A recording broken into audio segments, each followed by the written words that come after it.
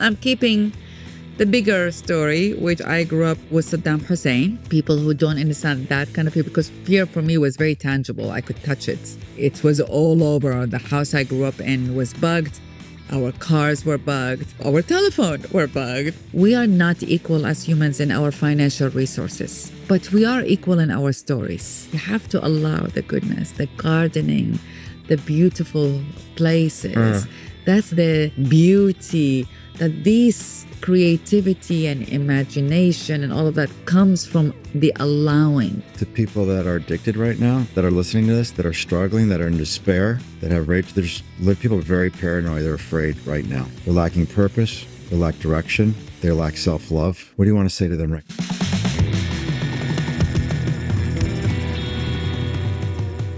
All right.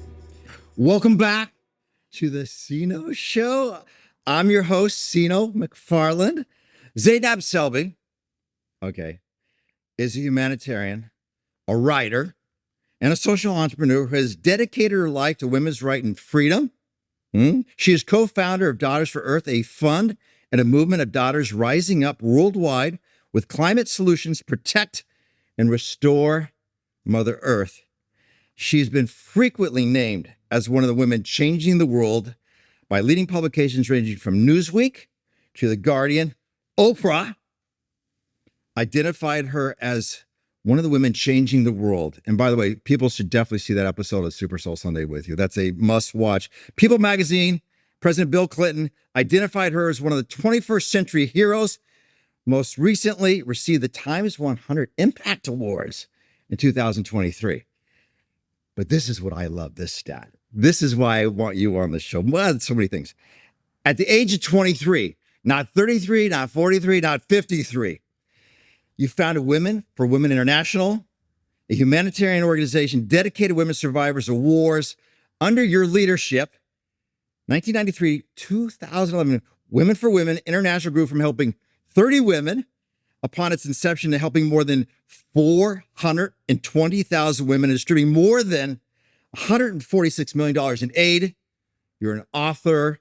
This, to listeners, get this, is a must read. This is my favorite book of yours. There's so many others. We'll talk about it. Welcome to the show. Oh my God, Seano. What? It's fantastic. Huh? You like that? It's so good being here. Wow. I know. Seano McFarland. Yeah, that's right. Come on. We're not messing around. No, it's fantastic. I love it. Yeah. Thank you. No, thank you for making time. I know you're so busy. God's timing is always perfect. It just worked out. Who would not make the time for you? You're one of the biggest hearted men I know. Seriously. Oh, wow. I'm so glad to be here. Thank you. So I think there's so much to talk about here. I think we should start with where you grew up a little bit. You had an interesting upbringing. Talk about leaving Iraq, your marriage, and then starting this organization. How does that sound? Should we start there? Woo! I know. Let's get it. We got to get into it. All right. You want me just to roll? Just go. Well, you probably, if you probably have heard, you're hearing my accent. I have an accent. I grew up in Baghdad, Iraq. And my life was defined by many things. Wars, very much wars. I was 10, 11 years old when the first war I encountered started. And that very much, I realized as a child that the world was talking about our war from TV as men were experiencing the war or talking about the war, the tanks and the missiles and the guns and all of that. But as a child, I was like, no one is talking about what I'm experiencing of the war, which was the women who were running the show. You know, the schools, the teachers, the doctors, the policewomen, everyone went in the backline discussion of war was a woman. And so that very much impacted how I see the world. I always ask, where are the women? Not because we're better, not because we are worse, but because we are different, and that difference is important. So that started at an 11 years old child. Wow. Seeing the news covered only from men's perspective and missing out what women were doing in war. So that's one. The second one is I grew up with a very strong mother, The first feminist I have ever known in my life. This is Baghdad, Iraq. She made me read all kinds of feminist books. She made me read Roots. She made me learn about social injustices, about slavery, about rights. And I am very blessed because when I was 16 years old and I said, Mama, when I grow up, I'm going to help all women around the world. She looked at me and she said, honey, you can and you will. Oh, and that made all the difference in my life. And from that story, I came to learn that really we only need one person to say, yes, you can do that, Amen. right? Right Like on. only one person. And of course, life threw many challenges at me, but my mother saying, honey, you can do it, ended up me being able to do it because my mama said I can, right? But it doesn't have to be your mama. It could be someone else. It could be your friend. It could be your neighbor. sponsor. It doesn't. A And sponsor. broken- Exactly. Right. It doesn't. Anybody can Right. say so. You just need one person believe in the dream. And then I'm keeping the bigger story, which I grew up with Saddam Hussein. He's sort of forgotten these days, but Is he really was forgotten? the Really? dictator. Not to you. Not well. He's also. I mean, I'm proud of all the therapy I've done on myself. To like his potency in my consciousness or unconsciousness has dissolved over the time, and the trauma from growing up close to him, to a family that were his social friends, and I end up having to call him uncle, not because he was a relative, but because he was my father's friend, and we were not political. We were. Our role was non-political. We were not politically threatened, so that's his social friends. But that very much defined my life. I grew up in fear, and it's always hard for me to explain to people who don't understand that kind of fear, because fear for me was very tangible. I could touch it. It was all over. The house I grew up in was bugged. Our cars were bugged. Our telephone were bugged. Everything about our lives were spied on. And we knew that.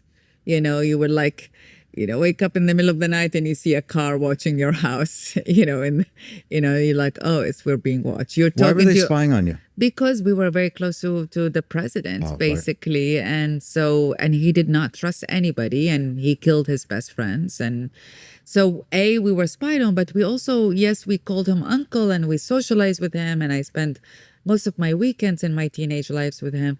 We were afraid of him. We did not feel we were safe. He killed his best friends. He killed his relatives if they opposed him. And we were stuck. My memoir is called Between Two Worlds, and I fought for that title, even though it may not be the best title, according to my agent. But it's because the people thought we belonged to him, and so they feared us. And we were not out of his people, his tribe, or his family, and so we were stuck between two worlds. Everyone thinking that we are belonging to the other side. Except wow. we did not belong to any of the sides. And so it was a very fearful environment that I grew up in. And the way I came to America was to escape that fear in ways, in ways that my mom basically begged me to accept a marriage proposal from a man I did not know. So in many ways, it was an arranged marriage. She arranged it to me. That did not mean she forced it on me. I grew up in a very secular, liberal family, but it meant she cried and begged, please accept the marriage, do whatever. Yeah, she would tell me, do whatever you do. Just once you arrive to America, just say yes to this marriage and leave the country. And that's how I entered this country as a bride in June 1990. And the marriage ended up being horrible. Over the long term, I learned, it took me many, many years, 9 years of realizing that my mother was trying to save me from Saddam Hussein gazes. She was worried for my safety because I became a woman, and He had his eye on you. he raped all the women around him. And many women he liked, or what, it doesn't matter. That's how he divided and conquered. And so she was petrified, once I became a woman, and he would make a comment and your daughter is beautiful or whatever it is. And so, but the irony of my life is that she got me to America to help me escape from any potential violence against me, only to be in a marriage that's induced violence against me by the very man who was supposed to save me. Over the time, I escaped from the marriage after 3 months of arriving in America. Iraq had invaded Kuwait. I could not talk to my family. And the point of the story, because I mean, you can see, 10 years ago, 15 years ago, I could not tell the story without sobbing. Right. Now I tell the story and I'm not sobbing. And if Beautiful. I don't have pictures to prove it to me also, and then sometimes the trauma sneak out on me between now and then. But the point is two things. I learned to believe in the possibilities of healing. You know, when you're intentionally about, going about your healing, it is possible to heal. It is possible for me to tell that story without sobbing, and having a distance from it. But the second thing I also learned that, sometimes misfortunes lead to your fortunes. Had I not been thrown at, and this marriage got me to America. When I left with $400 in my pockets from that marriage in a foreign country. But in hindsight, I live to be grateful for every part of that journey, the worst of it and the best of it, because they all made me who I am today, and I'm okay with who I am. I know you today. are. Yeah. I know you are. But let's do this a little Yeah. bit. This is so good. Thank you so much. So many of the listeners on the show, as you know, have addiction, have real trauma, PTSD. We're going to get into that more, but you've obviously gone through that and you've treated it. But you just said 15 years ago, you've been telling that story and sobbing. How are you able to get distance from it now? What was the technique that you learned? What was it? Was it therapy? Was it time? What was the healing? What was your process? I think my process was to have a team, as one of my therapists said. It was a team. It was, and I did not intend it to be that way, So let me deconstruct that. First of all, my mother used to tell me, you have to always be strong. You have to always be independent and never cry, because that's a sign of weakness. I agree that you have to be strong and independent also, although you also should be soft and, allow for sustainability and community rather than just alone independence. There is no such a thing, I believe, at least nature is teaching me that, right? But the not to cry and you always have to be strong, I think it's okay to cry. Yes. So step one was to tell the truth. That's the step one to my healing.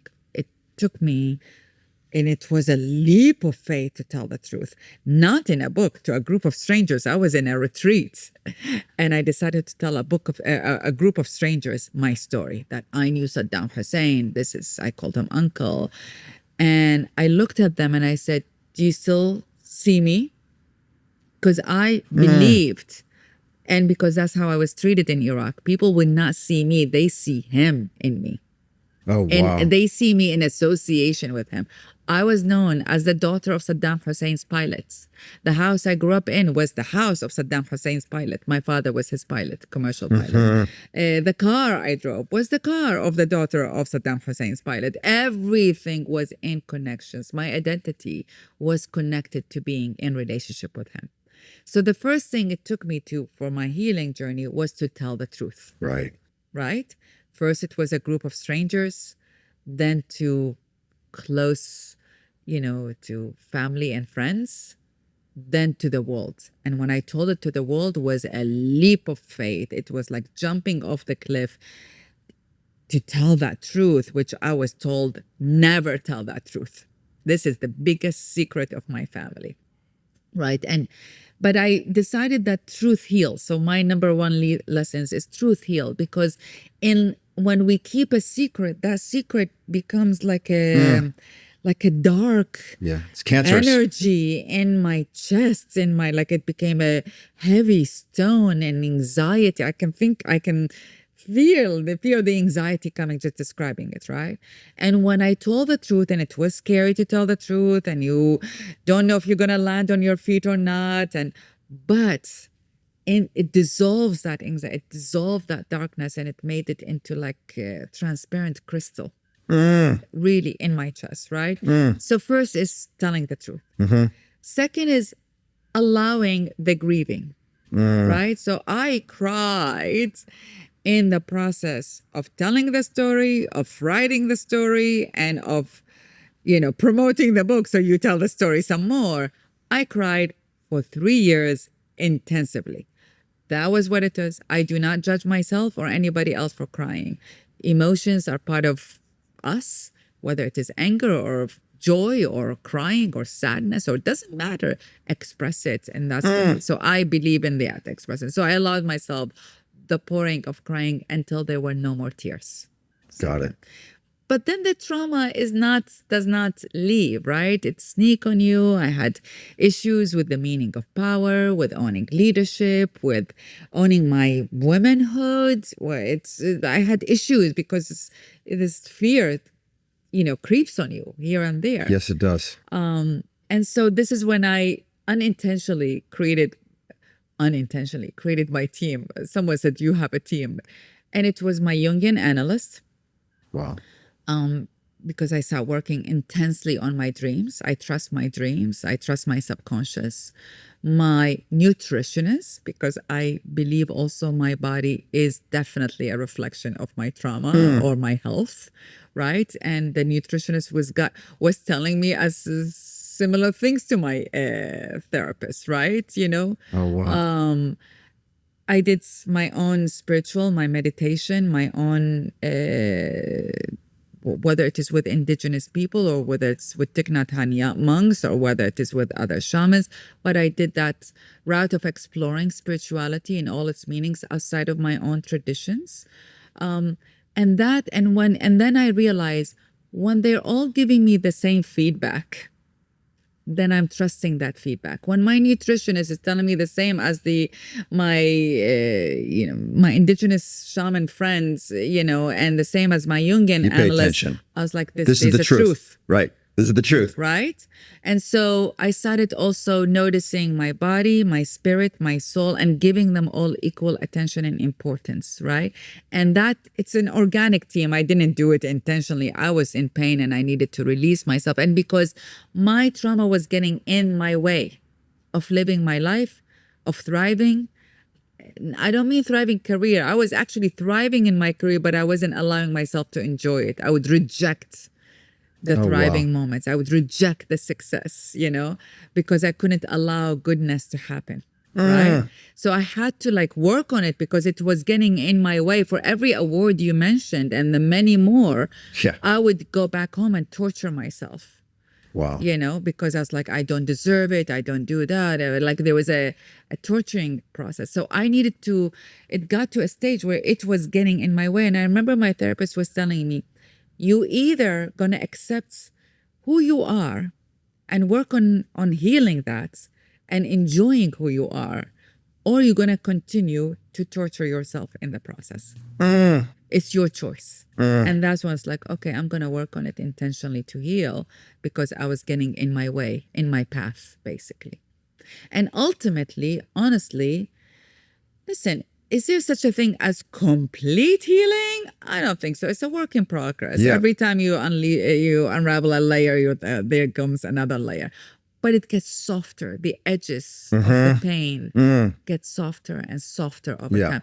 And that I trust. And the heaviness a story carries on my heart dissolves, and maybe it becomes a small petal, Yeah, right on. Right on. I don't want to deny that their petal may creep in between now and then, but I honestly believe in the possibilities of healing. But it takes intention, showing up, trying again, expressing yourself. Right on. Yeah. We're going to talk a little bit later about your commitment to self-love, okay? But I want to back up a little bit. I want to know, what was the moment when you said, I can no longer be in this marriage? You're in Chicago. You got $400 to your name. Walk me through when you said, I have to leave. I can't do this anymore. So in fairness to my second husband and also former husband, there's two marriages. One is that marriage, and then I end up falling in love and also got divorced. And there are two different reasons for these divorces. But I'll answer your question. He was touching me in a way I knew it was not right. right? And talking to me in a way that is not right. And there's something about women. We are, Yeah. with all our progress and our feminism and there is something we are wired, especially as I just turned 55, as a, maybe from a different generation. There's something that you do not rebel. It's like, no, against your oppression. It takes a long, a long time. Thank God for my mother who told me never allow someone to touch you or talk to you in the wrong way. Thank God. She told me that before anybody touched me or talked to me in the wrong way. And that guy was doing that. And so I remember, first time, the first month, he's sort of trying to figure what's going on. This is not feeling wrong. It's not feeling right, but you're trying to adjust. You doubt yourself. Maybe I need to do something, first month. Second month, this is not feeling right. Third month, and he did something very particular. He raped me. And a lot of people doubt marital rape. It's rape. If Straight up. someone is touching you wrong way, it doesn't matter if he's your husband or whatever, or your boyfriend, or I don't care. This is rape. Rape is about you allowing an act or not allowing. It's like if you're saying no, I don't care who the heck is he. No. No means right? right. Right. So it was so I remember going in the shower, I was like, there's a red line that is being crossed. And it is my responsibility to say no, to walk out. Right. So I don't and I had no money, no family. I mean, I grew up in a very, Hey, couldn't go back home. I couldn't go back home. Right. There was embargo and sanctions. America was about to go to war with Iraq. That's before the first Gulf War, months before the first Gulf War, and so it is remembering that I am not to allow. It is my responsibility to walk out when someone is talking to me and touching me in the wrong way.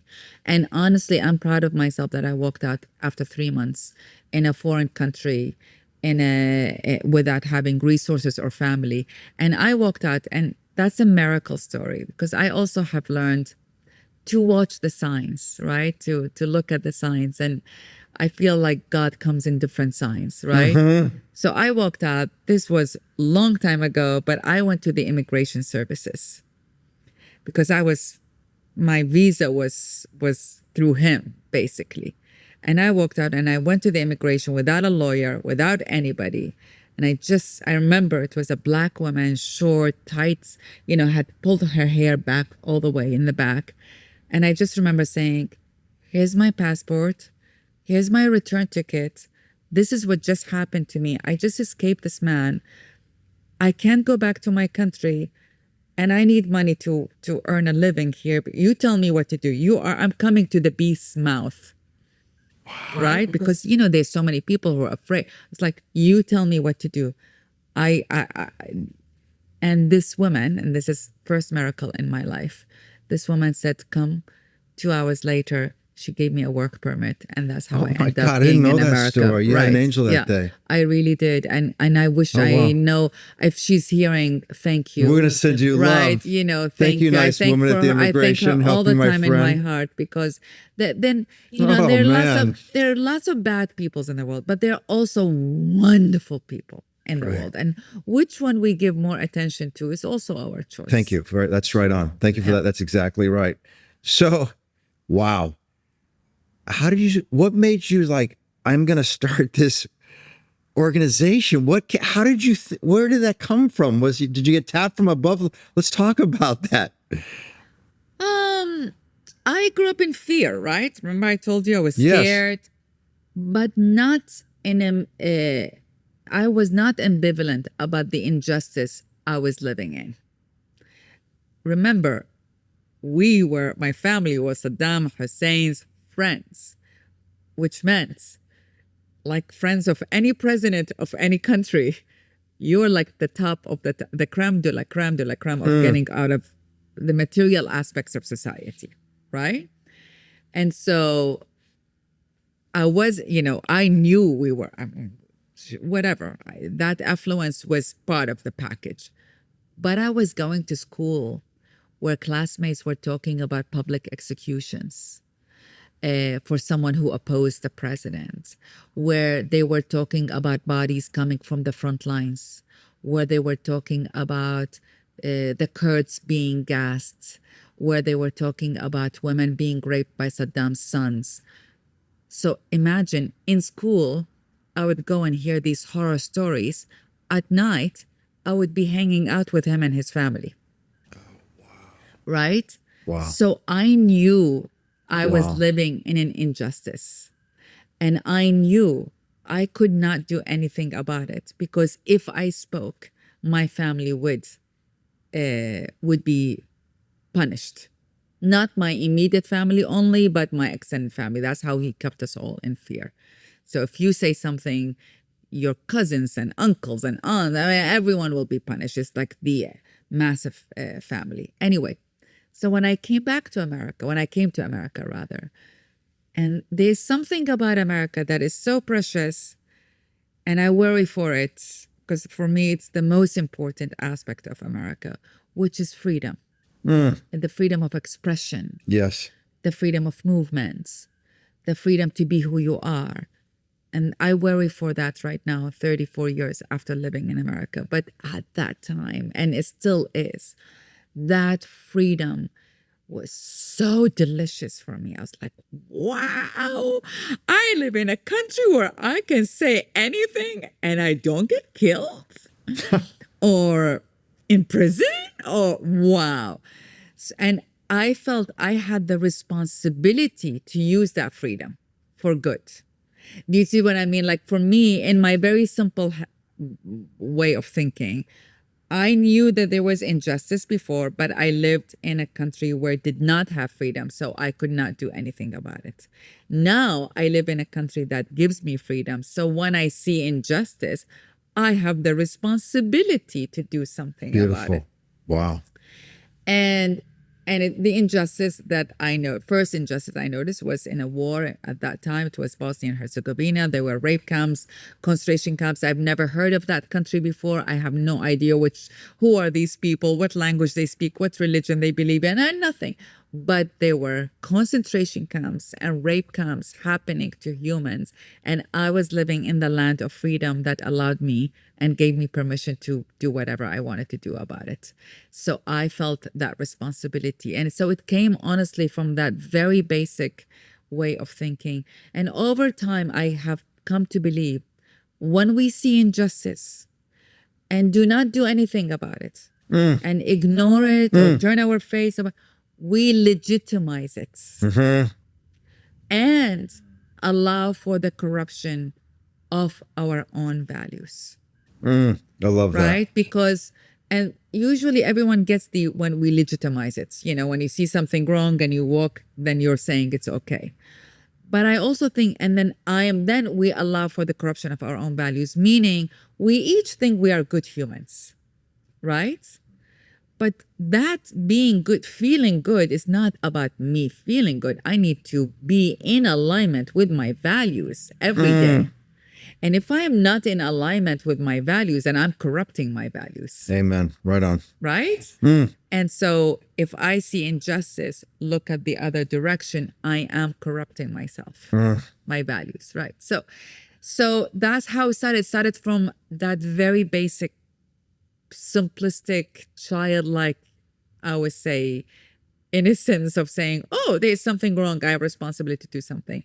And it started by going to Bosnia and Herzegovina. It was at besiege. It was a war zone at the time. My mom discovered that and was very angry at me. She said, I risked my life to get you out of Iraq only for you to go to another war on your own. That's trauma being reenacted unconsciously. I would say, I don't know. Some people told me that. But it ended up, I just was passionate about it. And I did not have money, so I invited every woman to support one woman at a time by sending her only $30 at the time, and I could afford $30. Where are you soliciting this money from? How are you getting people involved? God, I was involved? speaking everywhere. Temples, churches, mosques, schools, high schools, universities. But how old were you then? I was 23. You were I had 23. just turned 23, not only 23. I had 20, I was like, yeah, just turned 23, like, and 4 months, basically. And I was so passionate about it. And I would go to demonstrations, but I realized these demonstrations are not doing anything because we're like going and shouting and we go home and have a nice dinner, And so I was like, no, we need people who are there to feel. Like they need money, they need practicalities, they need something in their hands. Anyway, and I started with helping 33 women. These women just called and they's like, oh, we want to join you.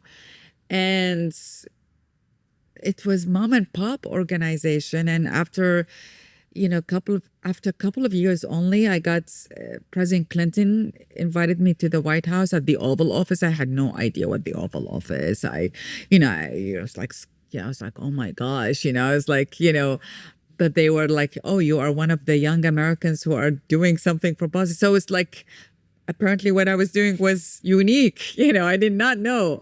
And then there was mass media coverage. And then a few years later, I got a call from the Oprah Winfrey Show. But the simple act of it was asking every woman to be part of the story, to be part of the solution.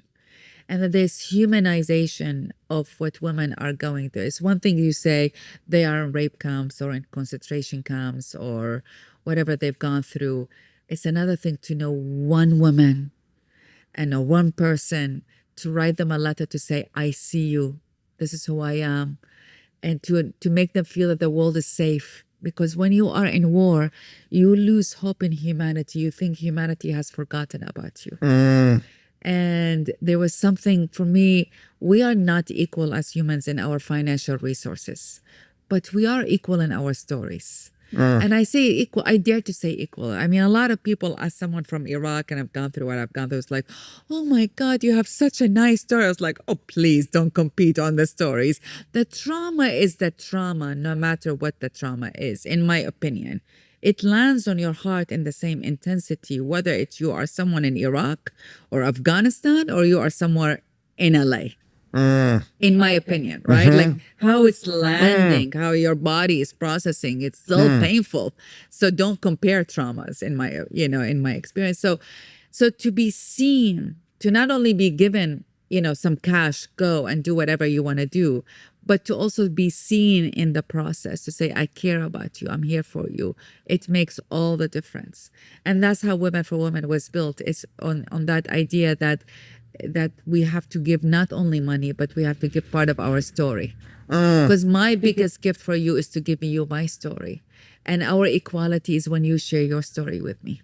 Rather, that's when you change me from an object, exotic person to an equal relationship here. So that's what the premise of Women for Women is, the equality of the relationship. And it ended up working in 16 countries. We just celebrated 32 years. Actually, the money and I think now at the moment is more than 1 million women connected to each other. Right. And then of course, as they get the program, they also get the tools, the resources. Like, okay, yes, war destroyed everything, but let's get you back on your feet, right? So there is a program that teaches them skills, that builds communities for them, and get them back on their feet within 1 year. Get a job, get a house, get all of that. So there's the practicalities of it, but the emotions of it as well. Walk me through this. You're going to Rwanda. Yeah. Which I've worked in extensively. What are you thinking about when you're going there? What is the plan? What's the action steps when you get there? How does that work? What are you trying to accomplish exactly? Can you break it down a little bit more? There's a technical aspect. You find, you go, you need to but these seem, so I'm happy to answer the technical aspects of what you're looking, who are your people you need to meet, where you go. But there's the emotional aspect. And I believe whether it is Rwanda or whether it's Afghanistan or whether Democratic Republic of Congo or Sudan or whatever, you have to go with a sense of curiosity, true desire to learn their history, their knowledge, their stories. B, you have to respect the people you are there to serve. I once had the privilege to spend a day with the Dalai Lama, right? And honestly, it was not easy to understand him, the way he spoke and all of that. But the best part of what I got out of my day with him was, if you cannot respect the people you are serving, then better don't serve them. Oof. Right on. Yeah. Right? And when I came back and I told my team that, and at that time, Women for Women was like, had 700 staff members and, offices all over the world. Some of them raised their hands and said, we need to resign because we don't respect the people we are helping. Right on. Yeah. Thank you very much for your courage Right. to actually acknowledge that. I appreciate you. Right. Let's work on that, So you have to respect the people you are going. And then the last thing I want to say is that you have to value, because there's an arrogance in the way we go as outsiders, as expatriates. I am a Western educated woman. I have a master's degree. There's an arrogant you go with as a humanitarian. You have a plan. We're going to do this. We're going to do educational program, economic program. We're going to help you get on your feet. And every time I went with that assumption that I know it, I was symbolically slapped on the hand and realizing I really don't know it. I know what's happened in other countries. I may have access to books and read historical precedents, analysis, but the true knowledge comes from people who are experiencing it and feeling it every day. And I cannot put more points on the knowledge that can give you the information with charts and facts and figures and numbers and data, and dismiss the importance of the knowledge of a woman or a man or a child or in a small village who are telling you this is what we need. That knowledge is equally important to a PhD. I love that. Right on. Right? And I've had so many experiences where I come and I'll tell you one funny story. I was helping a woman wanted to do a chicken farm, a small business, because we helped women then get some training and to get some income, right? And that included small businesses. And I was like, okay, how many chickens you want to buy? What's the inoculation, the coops, all of the things that you need for the chicken. How much you sell eggs for, yada, yada, yada, to help her in the business. And then I said, how many eggs a chicken give a day? And she looked at me, and that's when she lost all respect to me. And she looked at us like, one. A chicken gives 1 egg a day. Now, Seano, I give a lot of speeches. I often use that story in my speeches. I promise you, 90% of the audience, every time I ask them, do not know a chicken give 1 egg a day. Right? You're right. They don't teach us that in college, right? And that's a silly example. Maybe it's a funny example for me. It's a perfect example. But there's the basic principles of knowledge. So you have to respect and be humble, walk on this earth humbly, no matter who the heck you are, right? And I have seen people on top of their mountains. Yes, you have. And they go nowhere. And I've seen it many times, the roller coasters of life. So you have to walk on this earth humbly. Beautiful. Because you never know, first, you never know where the knowledge comes. You never know where the angels are. You never know what you're going to learn. And most importantly, the first step to helping people is to truly love them and to truly respect them. Right. You don't have that? Please spare me spare me your money even. Right on. If you cannot respect me and see my humanity, then I think you'll appreciate this. Yeah. When I was working in northern Uganda with the children soldiers, and I was trying to learn, I had no idea what I was going to do to help these kids. I had no idea. So I'm learning about, and I was starting to realize, they're trying to preach to them. They're trying to convert them. They have their ideas. And what worked was James Brown and a Frisbee. Bravo. Yeah. That's what works. And I say that because the thing that these women trust you because you see them. You talk about that. Your heart is open to them. You make them feel safe. There's no judgment. There's such dignity and respect to these women. And they feel that otherwise it will never work. Talk about that process. I know it's real in you, but that's a real art. I don't know. I mean, it's a very good question, and I really don't know if I'm conscious about it, right? Because same organization, other staff members could have this or could not have this. Do you see what I mean? Sure. So I don't know if you can teach that skill. I feel I really don't. I don't know. Yeah. I mean, I know I dance with them. I know I hug them. I know I'm there for them. You love but them. I truly do. I really, really, really do. I've dedicated my life for them, and I will die trying. Right? I know you will. But I don't know if you can teach that or not. There is no process. Right. No. I don't know. If there is, I do it intuitively. I'm not conscious of it. But I can tell you when I hire people over the time, is I look at their hearts, not their skill sets. Right on. Because skill sets can be taught. Heart's intelligence, emotional intelligence cannot be taught. Maybe it can, but I'm not going to be maybe it can for a child as you're raising them. But if the person is sincere, you can't teach sincerity. You either have it or you don't have it, right? So I'm not sure I'm able to answer your question because I don't know how to answer it. Yeah, I'm probably just applauding you more for your gift. I'm probably applauding for you, but something that's really important that I also think is one of your gifts that I really think is important, especially in recovery, is the art of active listening. Yes. You really care. Yes. When you listen, you have to really care. Now let me ask you this. People are like, okay, I mean, how do you've seen so much horror stories. How did you stay persistent? How do you stay hopeful? How do you keep when you're destruction? How do you stay bright? Well, it's not always. There were lots of tears. I'm in a good stage right now.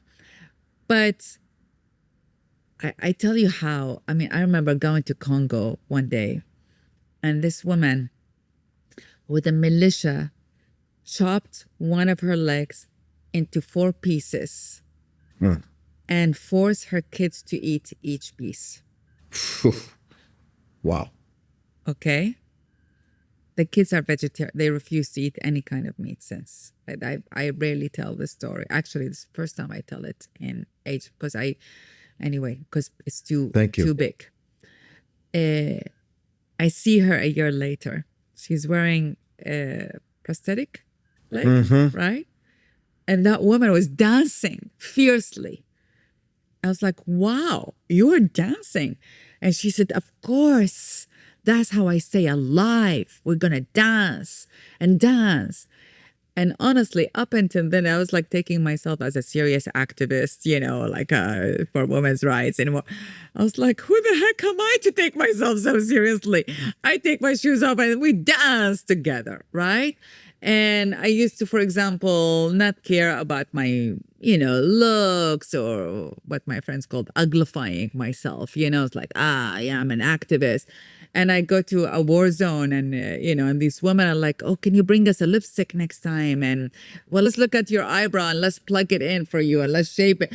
And I'm like, excuse me, I'm coming to women in wars to fight for rights. And you are looking at how do we make ourselves beautiful and how do we dance and how do we plant the flower? And I learned from them, right? This is like because they are working actively on bringing beauty and their joy despite of their circumstances, not because of it. Do you see what if this woman is dancing after what she's gone through, who am I not to dance? If a woman in Afghanistan is still looking at the shape of her eyebrow and a lipstick, who am I not to take care of myself and appreciate the importance and the value of beauty? If this woman in Rwanda is planting flowers in front of her ref camp, who am I not to plant flowers? Do you see what I mean? To see the consciousness, and that how humans put consciousness into building beauty and joy and hope. So you decide, like it's a conscious thing. So you can, again, focus on how awful what they've been through, or focus on what they are doing to bring hope alive and joy and life and beauty and all of that. So it becomes a choice. I do believe in choice. A lot of times people say it's not fair. Not many people have choice. The choice is not of our circumstances. The choice for me is, what do you do? Do I become in despair? I mean, the house I grew up with in Seano became an execution center, a brothel, a military base, and now it's not recognizable. Do I live in despair every single second of my life because I lost everything and I worked with women who have gone through hell? Or do I choose to live in joy and in love? That's my choice. The awfulness of life is not mine, right?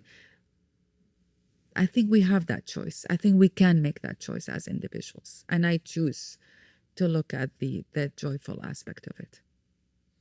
The goodness. The goodness. I choose to look at the goodness of humanity rather than only at the badness of humanity. Right on. Oh, I love you for that. Yeah. Let's talk about Rumi. Why do you love Rumi so much? My beloved boyfriend. I know. Why is he not alive right now? I got to set you up with Brother Rumi. Yeah, Rumi. I mean, it's like, please, God, reincarnate him and have him come here. Why do you talk about Rumi? Because I mean, obviously the poet Rumi, the history. Yeah, I mean, but it's really touched your heart, though. Well, Rumi, for those who are not familiar with Rumi, is a 13th century Sufi poet. And Sufis are the mystics of Islam. I'm a Muslim, and it's important for me because Islam has been demonized. Muslims have been demonized and continue to be demonized in this country and in the Western world in the last few decades. It's heartbreaking for me, honestly, because, I am talking as a Muslim, but honestly, I think the same feeling could be with any groups of people who have been demonized. It doesn't matter of whether it's race or gender or ethnic groups. It's because you take the integrity of their humanity out. You reduce them to something that they are not, right? And I grew up in a culture and a religion that is beautiful and elegant and graceful. And I come here and suddenly presented to me as awful and violent and mean and oppressive. And it is not how I grew up. It is not who I am. It is not my people. Of course, some people are like that. Sure. Of course. So are Americans. Some of them are awful. Do I say all Americans are awful? Not. Right? I say some, and these people don't qualify as all Americans, it's like individuals, right? So there is Rumi. So this is all a rounded way to say Rumi brings that beautiful essence that I'm familiar with, of the culture that I love and cherish and respect, and of the religion and the tradition that I love and cherish and respect. And Rumi is that. Rumi reflected to the world in a way that can be seen and heard. That's one thing. But that is political answer. When I also read Rumi, I see him and he sees me. I love him so much. I don't know how to explain that. I think my soul is a Rumi as well. I don't know. I'm like tearing up because I read a Rumi every single morning, a Rumi poem, and he puts perspective on life. Is there a line or quote that's familiar with you that always strikes you, or when you're introducing? So many. Well, what comes to mind right now? For the longest time, people, when I gave speeches, they're like, here she goes. She's going to give us that poem. Now I have many other poems, but that one is out beyond the world of right doing and wrongdoing.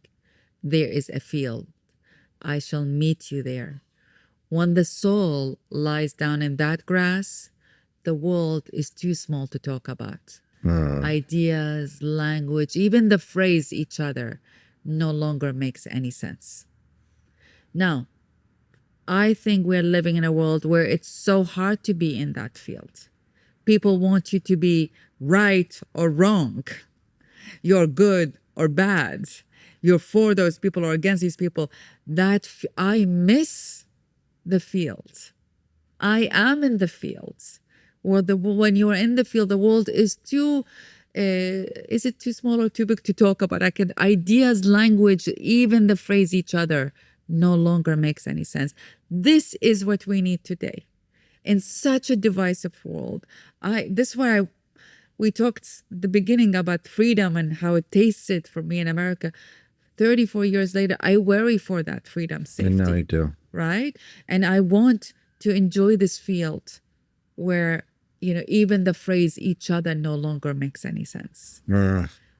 So that's for me is so true, is so alive. The meaning is so applicable today. And Rumi wrote it in the 13th century. Oof. Okay. Wow. I think we should talk about this because I think it's really important. You had a health scare. Uh-huh. Can we do that? Yeah. Let's talk about that. So I leave Women for Women. I go into journalism and I reach a stage which I am another top of my mountain, right? You have a checklist of, I'm sure most people had checklists. I have checklists. I had a checklist of what it made me happy. Check, whatever. Career was very important. Check. How many people, in my opinion, I helped? Check. Love life, check. Vacations, nice clothes, whatever, check, check, check, check, check. It was a moment where all the boxes were checked. And suddenly, I am rushed to the ER, to the operating room, to the ambulance, to the operating room where they saw a quarter of a gallon of liquid pressing on the soft part of my heart. And that night, I believed I was grabbing my last breath. My body was moving on its own. I was struggling to breathe. And there was a moment in which this was it. And in that most intimate moment, which I believe we will all experience that on our deathbed, if not before. But it's a very intimate moment. It does not matter who was around you. In my case, it was my brother and a lot of doctors were around me and nurses and all of that. It's a very intimate discussion between you and your heart. And up until that moment, I measured my purpose and my value in life by how many women I have helped. And no matter how many I have helped, I would say it's not enough, right? And I was, people say, oh, but you're a humanitarian researcher. I was like, no, but I was still measuring. Right on. Yeah. Someone measured how many houses they have, how much money they have, how many cars they have. I'm measuring how many people I'm helping. Still measuring. That's the problem, right? Okay, people is better than cars, but by measuring, that's my problem. And in that most intimate moment, I surprised myself that the question did not come, did I help enough people before I was dying? It was, did I live my life in kindness to myself? Did I live my life in love to myself and to others? And I had not. I had lived it in kindness and in love to the faraway others. As a humanitarian, of course, you feel good, you're helping so many people. But ask me then, are you living in your life in kindness to yourself? I was like, yeah, I get a massage every week. I do manicure, pedicure. That was what I thought is kindness to myself, right? And I was shocked that I did not know the meaning of that. And I was embarrassed even that that's what came out as the most important thing in that last moment, in my last breath, right? I stay alive. I am alive. But it took a year and a half of recovery. I was very sick for a year and a half. And in that time, I isolate myself, and it was overlapping with COVID. This was 8 months before COVID, and I end up spending a year and a half alone in nature, exclusively. And I have come to learn,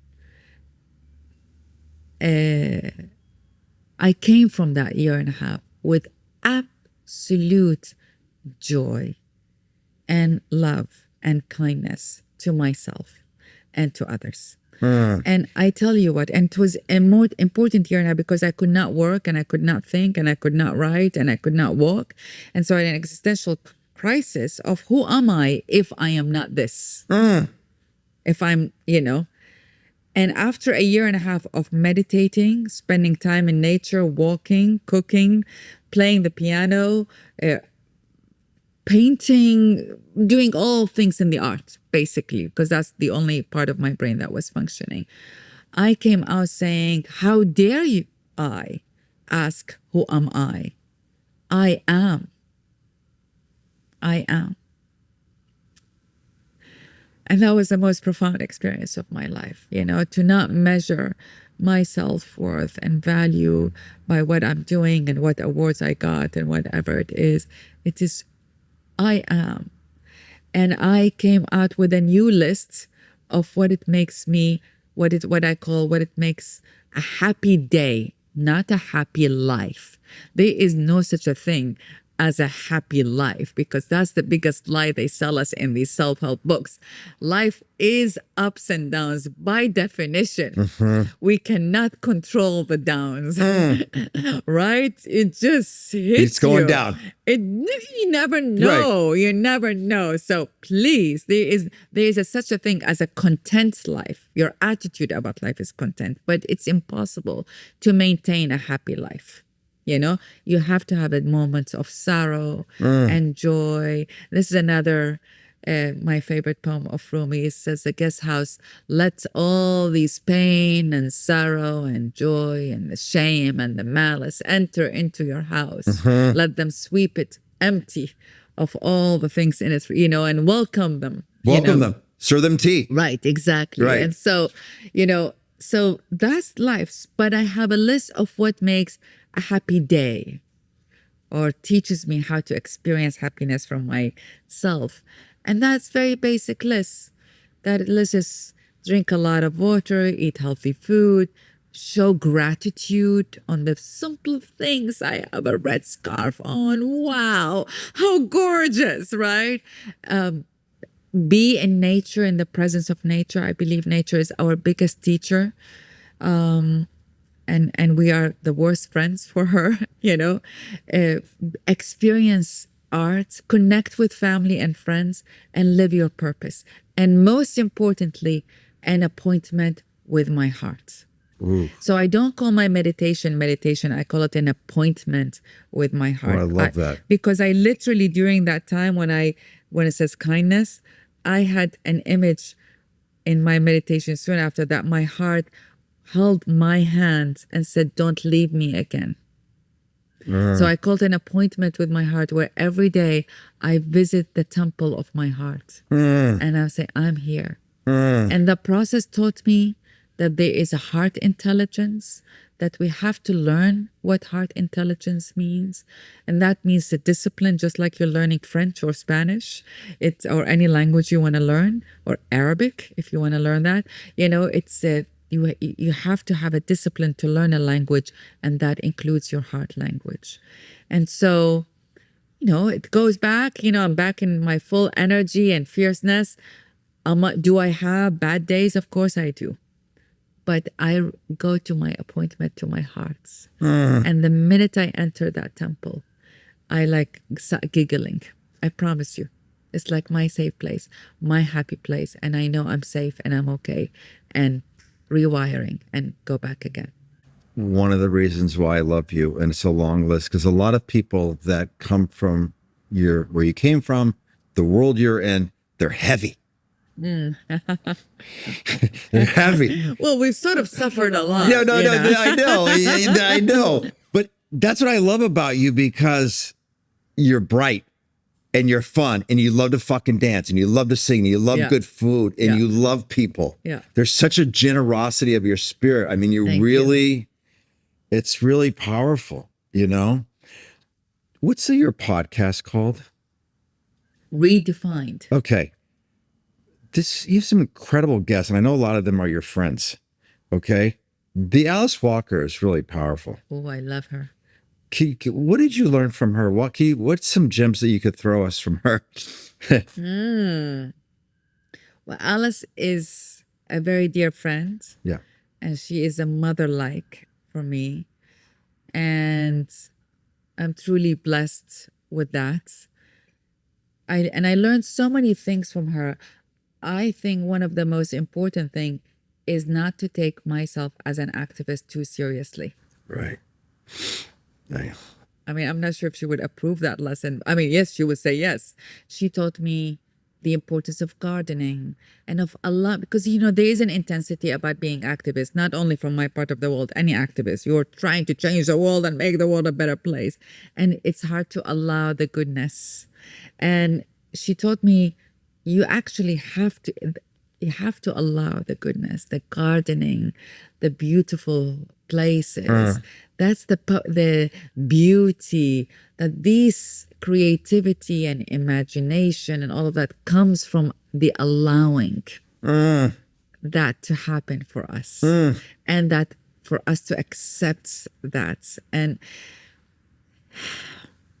over time, I came to believe that ultimately all what God wants out of us is to give the best out of us to this life, to our lives, and to the world we live in.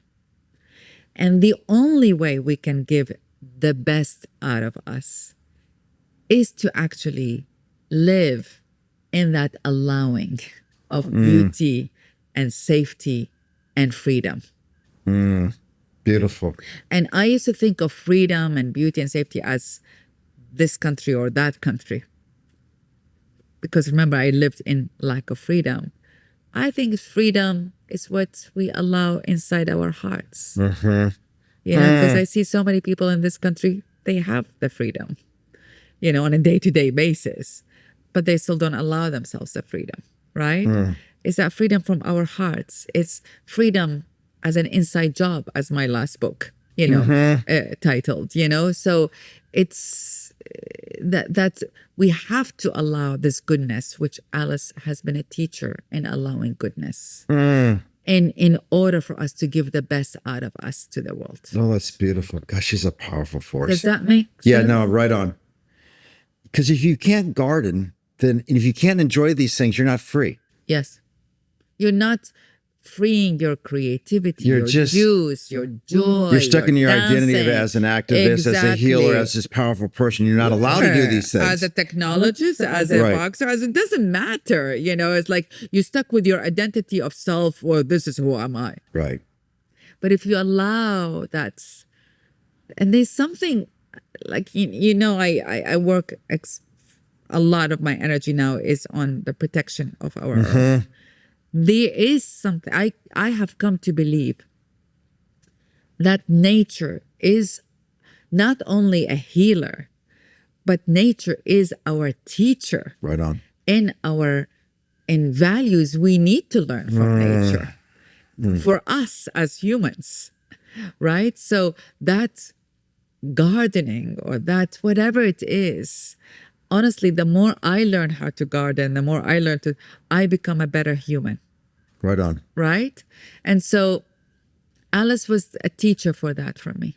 Okay. Yeah, because you don't expect, you know, she's an activist and a poet, and she's very courageous. I have to give her credit for. She has been incredibly courageous and would get attacked through that process by even people she loved.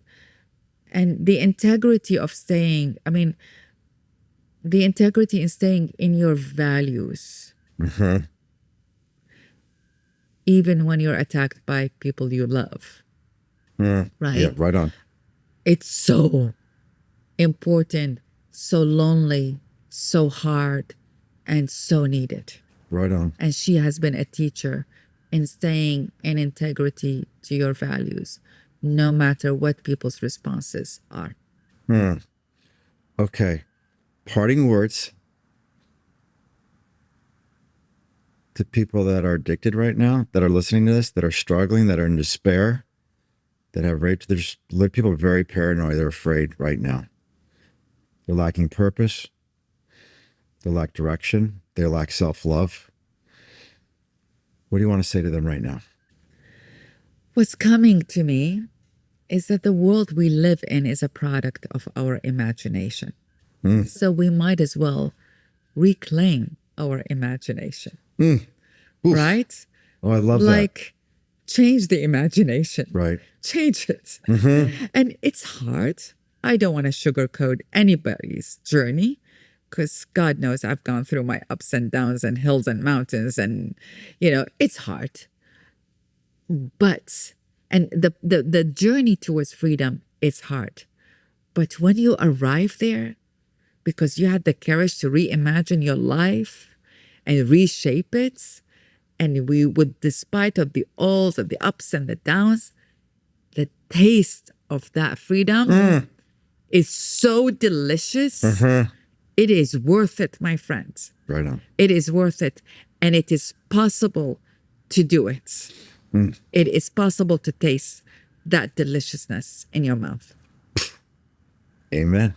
I think we hit it right there. Hey, All right. thank you so much. Oh my God, I love you. Thank you. Not only I love you, I'm so grateful for all the light and joy you bring into this world, and for I all the appreciate healing it. Well, you bring. I'm just into falling this behind world. you. No, God knows. We're Yeah. all, as the prayer says, I dedicate myself to awareness and the path of awareness. My family and friends, we are suffering and awakening together. Oof.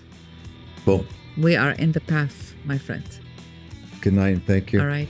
The Seano Show is a production of iHeart Podcasts, hosted by me, Seano McFarlane, produced by Pod People and 28th Ave. Our lead producer is Keith Cornelick. Our executive producer is Lindsay Hoffman. Marketing lead is Ashley Weaver.